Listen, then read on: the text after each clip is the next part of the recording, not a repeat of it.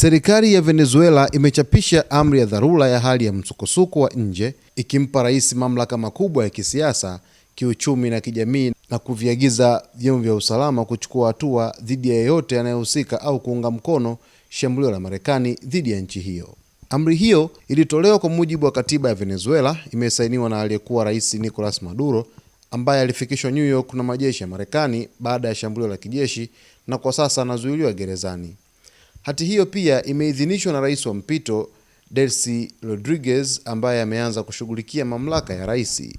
Hati ya amri inawaagiza vyombo vya polisi vya kitaifa, vya majimbo na vya manispaa kuanza mara moja msako wa ukamataji kwa yeyote anayehusika au kuhamasisha au kuunga mkono shambulio la Marekani.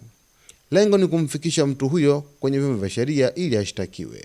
Mamlaka haya yanatumika kote nchini na yanaleta uthabiti wa kisheria kwa hatua zinazochukuliwa dhidi ya wale wanaoshiriki au kuunga mkono shambulio hilo.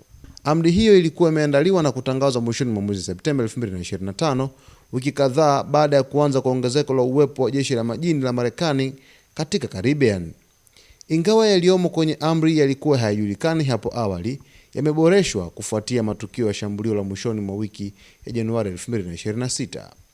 Hatua hii ina nguvu ya kisheria na itatumika kwa kipindi cha siku 90 na ina uwezekano wa kuongezwa kwa siku nyingine 90 ikiwa itahitajika.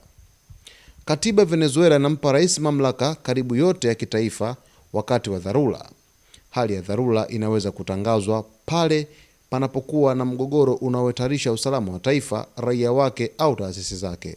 Hii ni mara ya kwanza kipengele hiki cha katiba kutumika tangu katiba ya sasa ilipoidhinishwa mwaka 1999.